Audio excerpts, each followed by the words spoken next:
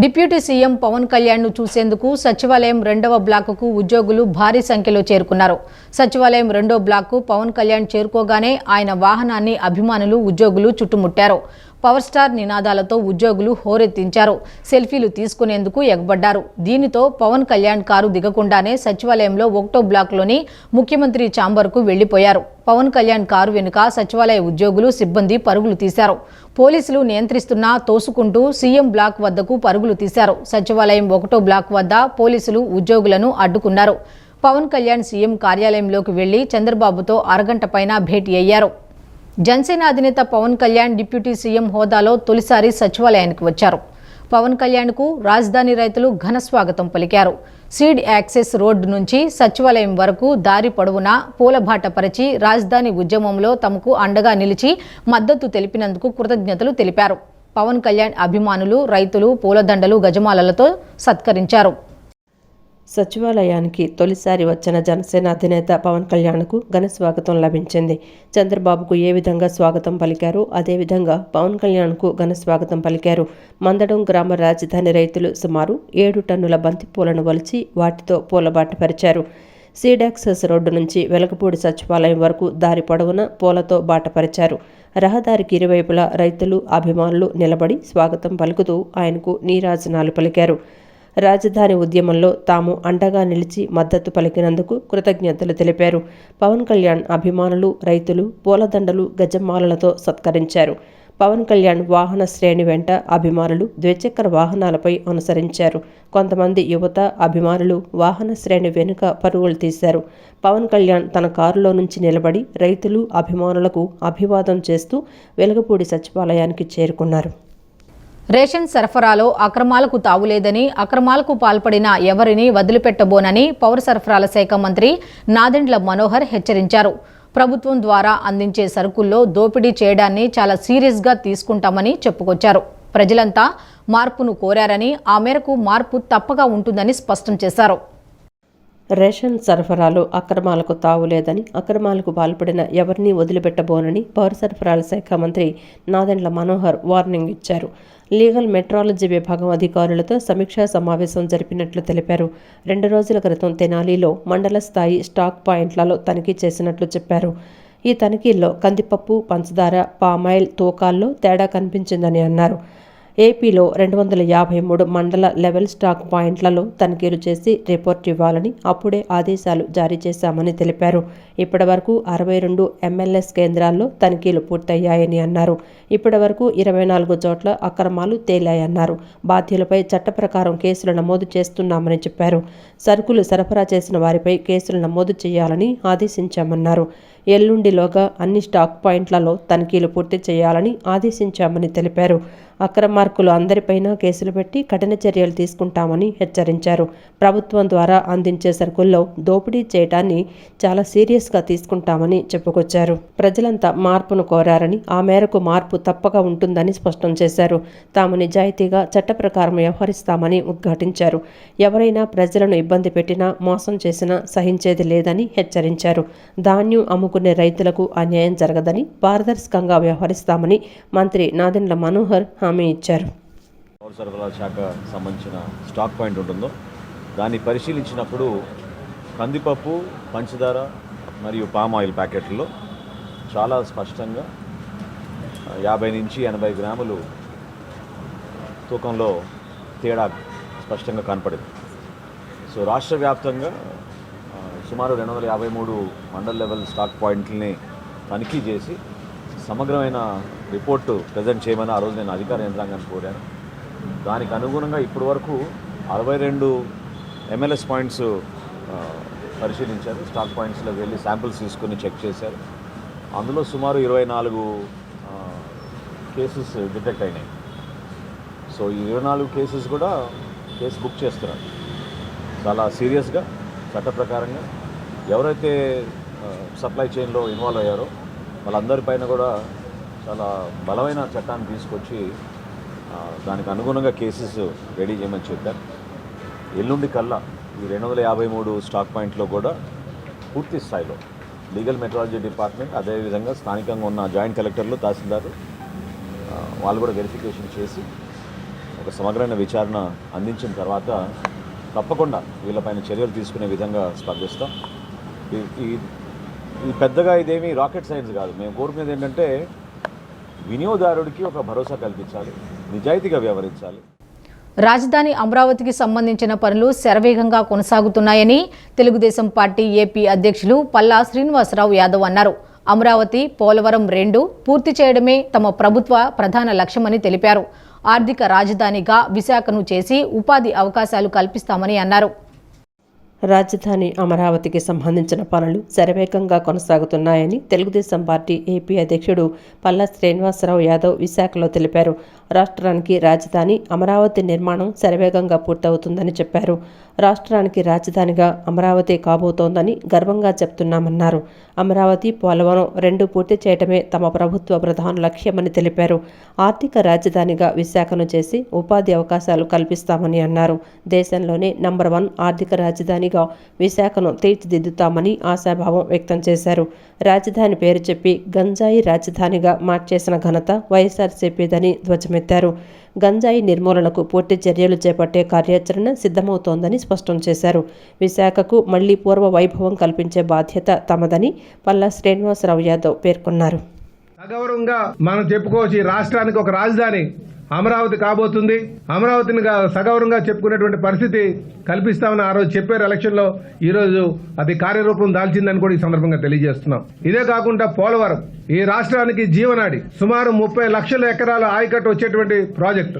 ఆ ప్రాజెక్ట్ ని నిర్వీర్యం చేసి పడేశారు. ఈ రోజు పోలవరం ప్రాజెక్టు ముందుకెళ్తున్నటువంటి తీరు కూడా మీరు గమనించాల్సినటువంటి అవసరం ఉందని చెప్పి ఈ సందర్భంగా తెలియజేస్తున్నాం. ఈ మాకు ఇచ్చినటువంటి పీరియడ్ లో అటు అమరావతి ఇటు పోలవరం పూర్తి స్థాయిలో పూర్తి చేస్తామని చెప్పేసి మీకు తెలియజేస్తున్నాం. అలాగే మన విశాఖపట్నం సంబంధించి దందాలు చేయడానికి 5 సంవత్సరాల నుంచి రాజధాని అని చెప్పేసి ఆశల పల్లకిలో ప్రజలందరినీ కూర్చోబెట్టి ఆ ఆశల పల్లకిలో ప్రజలందరినీ పెట్టి కింద స్థాయిలో మొత్తం ల్యాండ్స్ దోపిడీ చేసినటువంటి పరిస్థితి. ఈ రోజు ప్రజలు ఎవరు కూడా వాళ్ళు నమ్మలేదు, అందుకే వాళ్ళ ఇంటికి పంపించారు. కనుక ఈరోజు చంద్రబాబు నాయుడు గారి ఆలోచనతో, ఇక్కడ ప్రజల యొక్క ఆలోచనతో ఈరోజు ఆర్థిక రాజధానిగా విశాఖపట్నం చేయాలని ఆలోచనతో ముందుకు వెళ్తున్నాం. ఖచ్చితంగా మంచి ఉపాధి అవకాశాలు కల్పించి మంచి సర్వతోముఖ అభివృద్ధి చేయడానికి విశాఖపట్నానికి చంద్రబాబు నాయుడు గారు ఒక బృహత్తర ప్రణాళికతో ముందుకెళ్తున్నారని చెప్పి సందర్భంగా తెలియజేస్తూ విశాఖపట్నాన్ని ఆర్థిక రాజధానిగా ఈ దేశంలోనే మంచి ఖ్యాతి వచ్చేటట్టుగా చేపిస్తామని చెప్పేసి ఈ సందర్భంగా తెలియజేస్తున్నాం. రాష్ట్ర గృహ నిర్మాణ సమాచార శాఖ మంత్రిగా పదవీ బాధ్యతలు చేపట్టిన కొలుసు పార్థసారథిని విజయవాడ ఎంపీ కేశినేని శివనాథ్ మర్యాదపూర్వకంగా కలిశారు. తాడిగడపలోని మంత్రి పార్థసారథి కార్యాలయంలో ఆయన్ని కలిసి పూల బొకే అందించి శాలువాతో సత్కరించారు. అనంతరం కాసేపు వీరిద్దరూ ప్రజాభివృద్ధి, సంక్షేమ కార్యక్రమాలపై చర్చించుకున్నారు.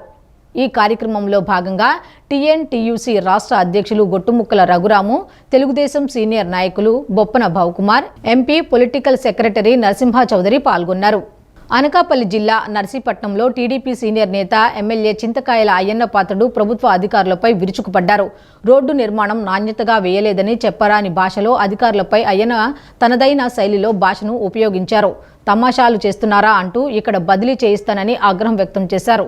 కళ్లు మూసుకొని పనిచేస్తున్నారా నా కొడుకులు అంటూ అసభ్య పదజాలంతో దుర్భాషలు ఆడారు.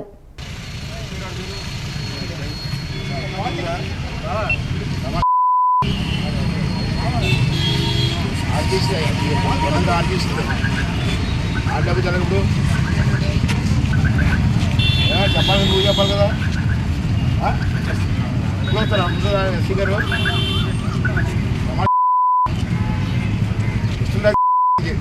కమాండ్ చేయదు, అడ్డు మూసి పెడుతున్నా.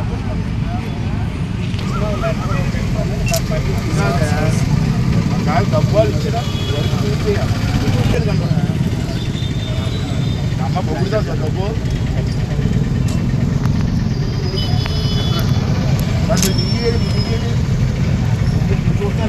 ఎవరికి ఇచ్చేది?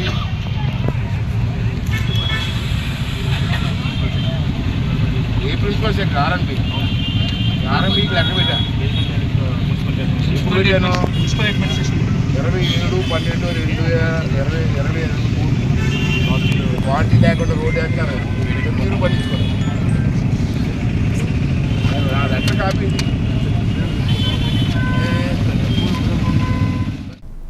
ఆంధ్రప్రదేశ్ రాష్ట్రంలో ఊహించని విధంగా ఎన్నికల ఫలితాలు వచ్చాయని జైభీంరావు భారత పార్టీ రాష్ట్ర అధ్యక్షులు జడా శ్రావణ్ కుమార్ వ్యాఖ్యానించారు. టీడీపీ జనసేన అధికారంలోకి వచ్చాయని విర్రవీగుతూ దాడులు చేస్తున్నారని ఆరోపించారు. నగరంలోని గాంధీనగర్ జైభీంరావు భారత పార్టీ కార్యాలయంలో ఆ పార్టీ రాష్ట్ర అధ్యక్షుడు జడ శ్రావణ్ కుమార్ మీడియా సమావేశాన్ని నిర్వహించారు. జడ శ్రావణ్ కుమార్ మాట్లాడుతూ ఆంధ్రప్రదేశ్ రాష్ట్రంలో ఊహించని విధంగా ఎన్నికల ఫలితాలు వచ్చాయన్నారు. టీడీపీ జనసేన అధికారంలోకి వచ్చామని విర్రవీగుతూ దాడులు చేస్తున్నారని ఆరోపించారు. బీజేపీ రాష్ట్రానికి అన్యాయం చేసిందని, ఎన్డీఏలో భాగస్వామ్యంలో ఉన్నారు కాబట్టి ప్రత్యేక హోదాను తప్పనిసరిగా తీసుకురావాల్సిన బాధ్యత ఉందన్నారు.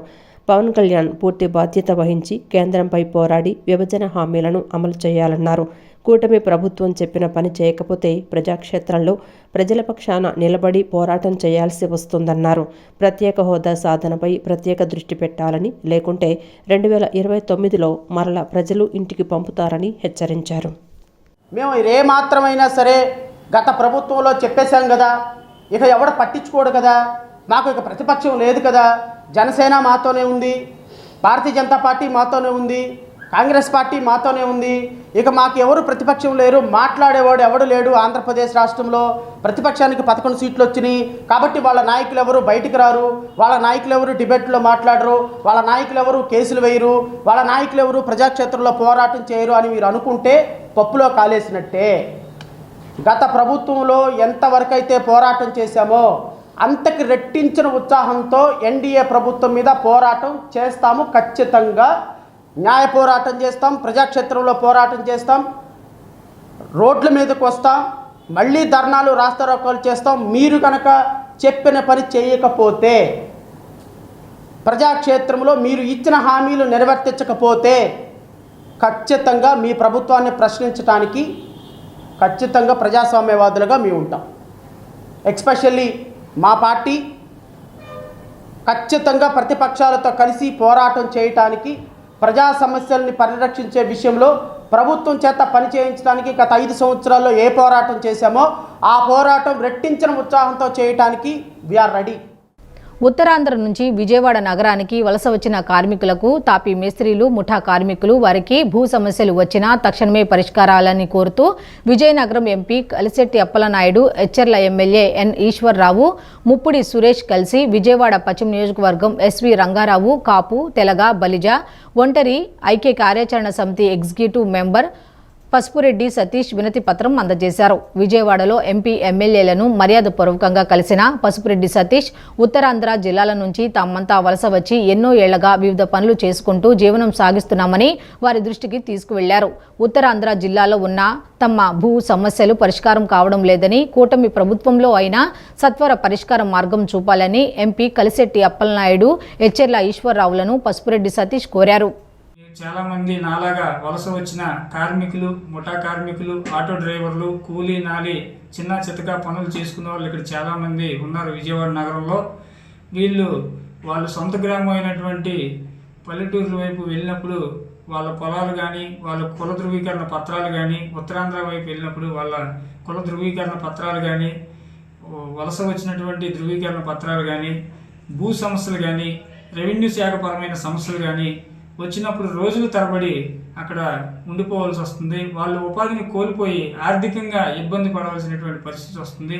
దాన్ని దృష్టిలో పెట్టుకొని నేను విజయనగరం ఎంపీ గారు కలిశెట్టి అప్పలనాయుడు గారిని, ఎచ్చెర్ల నియోజకవర్గం ఎమ్మెల్యే ఎన్ ఈశ్వర్రావు గారిని, లావేరు మండలం ముప్పుడి సురేష్ గారు తెలుగుదేశం పార్టీ అధ్యక్షుల వారిని కలిసి ఈ సమస్య పైన వాళ్ళకి వివరించడం జరిగింది. వాళ్ళు మానవతా దృక్పథంతో పెద్ద మనసు చేసుకొని మేము సకాలంలో అందుబాటులో ఉంటాం, ఏ సమస్య వచ్చినా తొందరగా అయ్యే విధంగా చేస్తాము, ఎవరు ఇబ్బంది పడాల్సినటువంటి పరిస్థితి లేదు, కూటమి ప్రభుత్వం అధికారంలో ఉంది, మా తరపు నుంచి ఎటువంటి సహాయ సహకారాలు కావాలన్నా మీకు ఎప్పుడు కావాలన్నా అందిస్తామని చెప్పి వాళ్ళు చెప్పడం జరిగింది.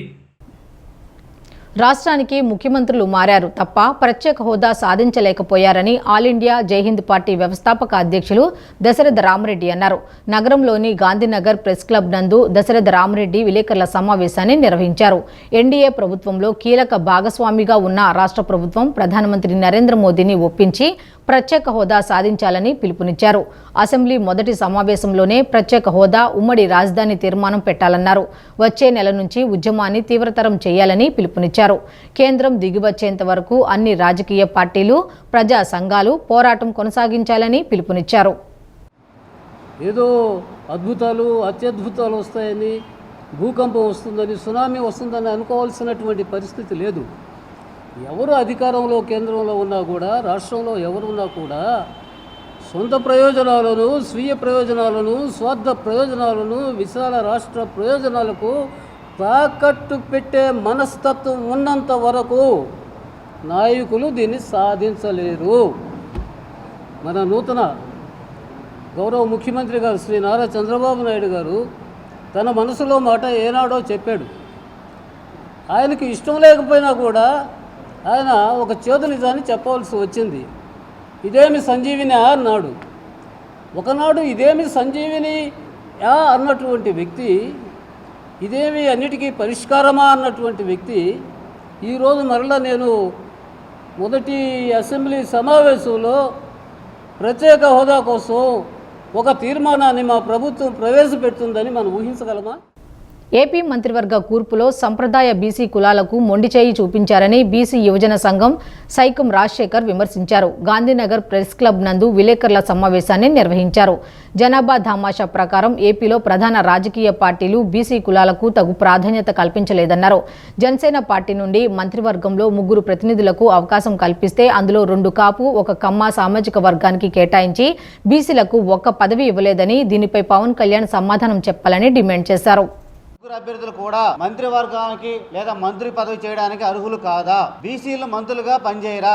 మంత్రి పదవి చేయలేరా? అందరినీ ప్రశ్నించే పవన్ కళ్యాణ్ గారిని మేము ప్రశ్నిస్తున్నాము. మీ మంత్రివర్గం నుండి బీసీలు ఎందుకు మీరు నామినేట్ చేయలేదు? అందరినీ కాపుల్ని, కమ్మల్ని ఎందుకు ప్రమోట్ చేస్తున్నారు? ఇది కుల వివక్ష కాదా? సామాజిక అన్యాయం కాదా? దీనికి పవన్ కళ్యాణ్ గారు సమాధానం చెప్పాలి. అట్లాగే ఇప్పుడు తాజాగా స్పీకర్ పదవి కానీ, డిప్యూటీ స్పీకర్ పదవి కానీ జనసేన పార్టీ నుండి ఒక్కరిని కూడా బీసీలను నామినేట్ చేయట్లా. అంటే మీరు గమనించాలి, కులం ఉన్నది ఈ పార్టీలకి. ఈ పార్టీలు తన సొంత కులాలను ప్రమోట్ చేసుకుంటున్న విషయాన్ని మేము బహిర్గతం చేస్తుంటే మమ్మల్ని కులవాదులుగా చూస్తున్నారు. ఇవాళ డిప్యూటీ స్పీకర్గా లోకం మాధవి బ్రాహ్మణ సమాజానికి చెందిన ఆమె, పంతం నానాజీ కాపు, వారినే ఎందుకు ప్రమోట్ చేయాలని చూస్తున్నారు? ఈ వార్తలు ఇంతటితో సమాప్తం. నమస్కారం.